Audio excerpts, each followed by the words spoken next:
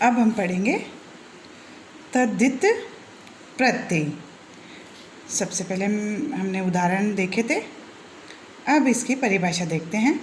जो शब्दांश संज्ञा, सर्वनाम, विशेषण और अव्यय के अंत में लगकर, जो शब्दांश संज्ञा शब्द, सर्वनाम शब्द, विशेषण शब्द और अव्यय के अंत में लगकर उनके अर्थ में बदलाव ला देते हैं, उन्हें तद्धित प्रत्यय कहते हैं।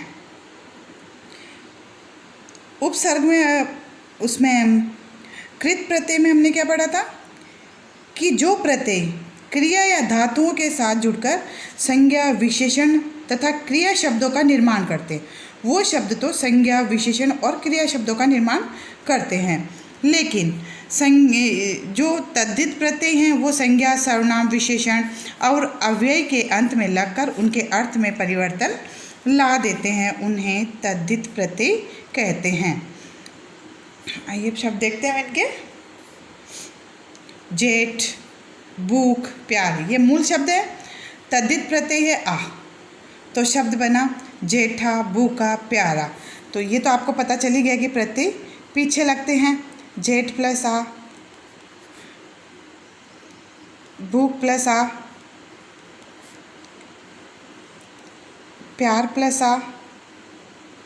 तो एक प्रत्यय हमने इन शब्दों के पीछे, सभी शब्दों के पीछे एक ही प्रत्यय का प्रयोग किया है, तो शब्द बना जेठा, भूखा, प्यारा। उसी तरह भला, बुरा, ऊंचा, इनके साथ हमने आई प्रत्यय जोड़ दिया, तो शब्द बना भलाई, बुराई, ऊंचाई।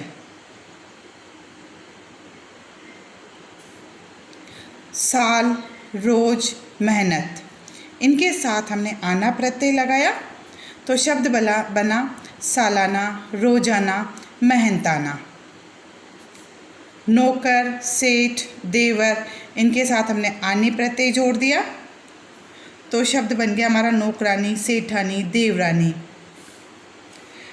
श्रद्धा, कृपा, दया, इनके साथ हमने आलू प्रत्यय लगा दिया, तो शब्द बन गया श्रद्धालु, कृपालु, दयालु। गोल, लोभ, गुजरात, इनके साथ ई प्रत्यय हमने लगा दिया। अब आप देखिए कि ये बड़ी ई हैं, तो मात्राएं सभी पे बड़ी ई की लगेगी। गोली, लोभी, गुजराती। काला, लाल, नीला, इनके साथ हमने ईमा प्रत्यय लगाया। कालीमा, लालिमा, नीलिमा। नगर, भारत, राष्ट्र, इनके साथ ये प्रत्यय लगाया हमने। नगरीय, भारतीय, राष्ट्रीय। धर्म, नीति, अर्थ, इनके साथ हमने एक प्रत्यय लगा दिया, शब्द बन गया धार्मिक, नैतिक, आर्थिक। तो शब्द जैसे ही मूल शब्द के साथ हम प्रत्यय लगाते हैं वैसे ही शब्द के अर्थ में परिवर्तन आ जाता है। अब आपने मूल शब्द देखे होंगे जिनका अर्थ अलग निकलता है, लेकिन जैसे ही हमने उनके साथ प्रत्यय लगाया तो उनके अर्थ में परिवर्तन आ गया है। शौक, रंग, नमक, इनके साथ हमने इन प्रत्यय लगाया, शब्द बना शौकीन, रंगीन, नमकीन।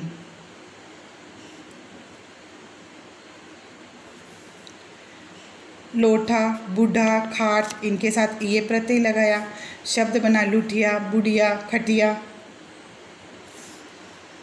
अब एक बार आपको वापस समझाऊंगी, मैं बताती हूँ।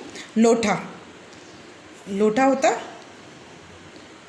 लोटा हम पानी पीने के काम में लेते हैं, पूजा में पानी भरकर रखने के काम में लेते हैं, वही है लोटा। बूढ़ा, किसी के भी लिए हम ये शब्द प्रयोग करते हैं। खाट, चारपाई, तो हमने ये प्रत्यय लगा दिया तो ये बन गया लुटिया, परिवर्तन हो गया शब्द। यहाँ विशेषता हो गई बुढ़िया, खटिया। चित्र, साहित्य, कथा, चित्र जो आप बनाते हैं, डायग्राम्स। साहित्य, जो लेखक द्वारा लिखे जाते हैं।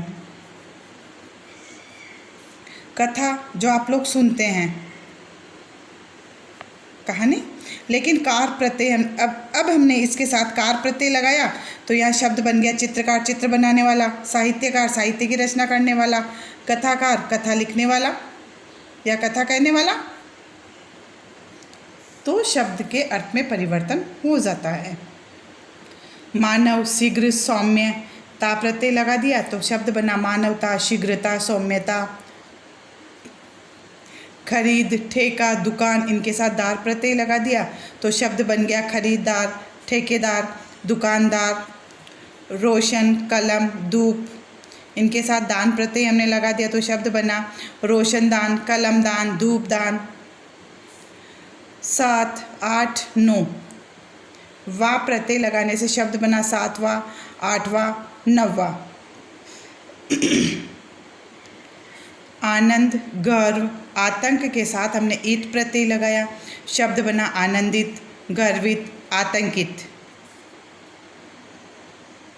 नव, कुल, शाला, इनके साथ हमने इन प्रत्यय लगाया, शब्द बना नवीन, कुलीन, शालीन। लघु, प्रिय, सरल, इनके साथ हमने तम प्रत्यय लगाया तो शब्द बना लघुतम, प्रियतम और सरलतम।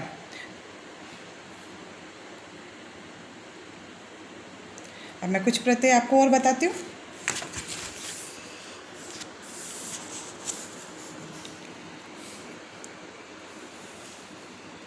तद्धित प्रत्ययों को निम्नलिखित वर्गों में हम बांट सकते हैं। वचन का बोध कराने वाले, जो शब्द वचन का बोध करवाते हैं। किसी कार्य को करने वाले का बोध कराने वाले, पुल्लिंग से स्त्रीलिंग बनने वाले, संबंध का बोध कराने वाले, क्रिया विशेषण बनाने वाले, भाववाचक संज्ञा बनाने वाले, संज्ञा का बोध करवाने वाले, स्थान का बोध करवाने वाले, विशेषण बनाने वाले। तो इन सभी से मिलकर हम विशेषण तद्धित प्रत्यय बनाते हैं। देखिए आप, ये मिलकर तद्धित प्रत्यय का निर्माण करते हैं। अब बताती हूँ मैं आपको उपसर्ग और प्रत्यय में अंतर। आपके ये प्रश्न भी हो सकता है। सबसे पहले हम देखेंगे उपसर्ग। तो आपने पढ़ा था कि उपसर्ग क्या है, पढ़ा आपने पिछले पाठ में कि उपसर्ग क्या है। जो शब्दांश मूल शब्द के पहले जुड़कर, जो शब्दांश मूल शब्द के पहले जुड़कर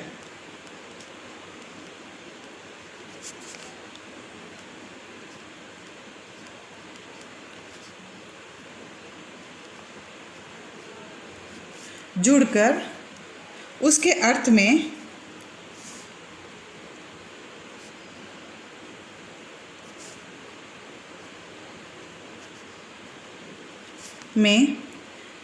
विशेषता उत्पन्न कर देता है।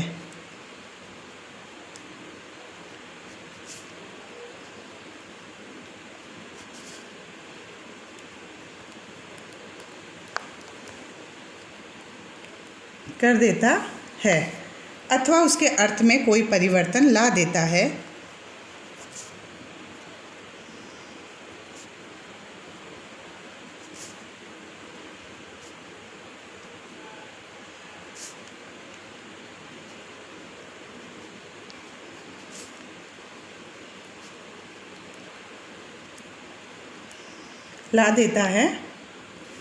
उसे उपसर्ग कहा जाता है।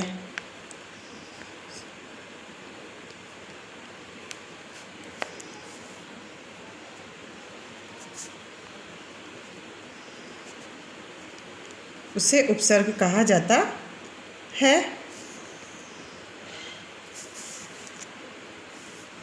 जैसे मूल शब्द था हमारे पास कार,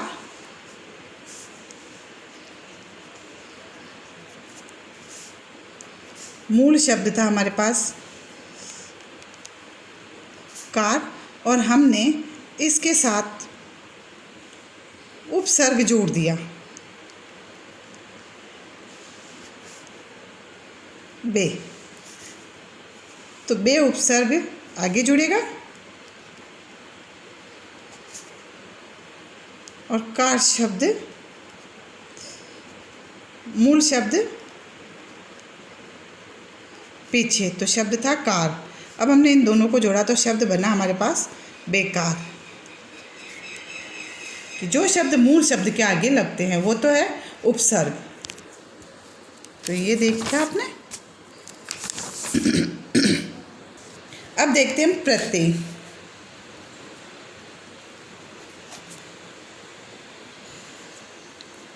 जो शब्दांश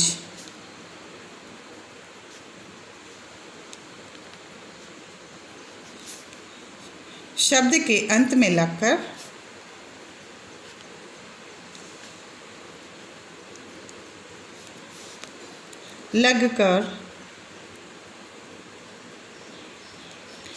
उनके अर्थ को बदल देते हैं,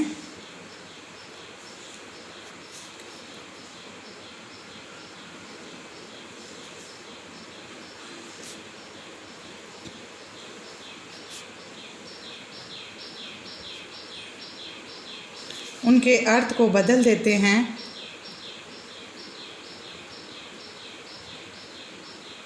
वे प्रत्यय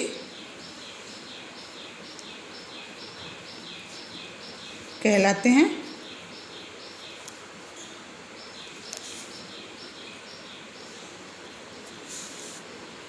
जैसे मूल शब्द हमारे पास है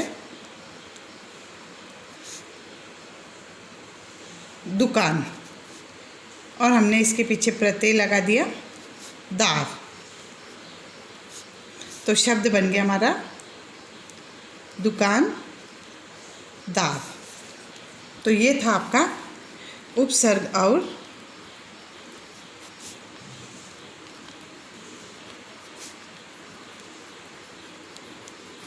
प्रत्यय में अंतर।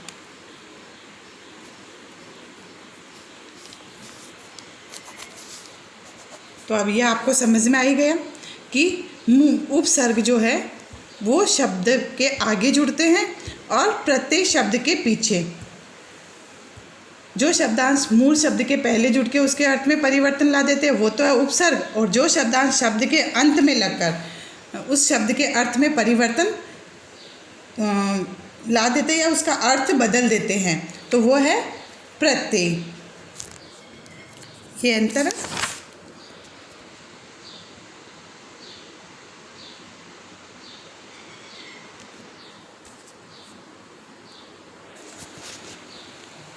आइए हम देखते हैं इसके कुछ मूल इसके मुख्य शब्द।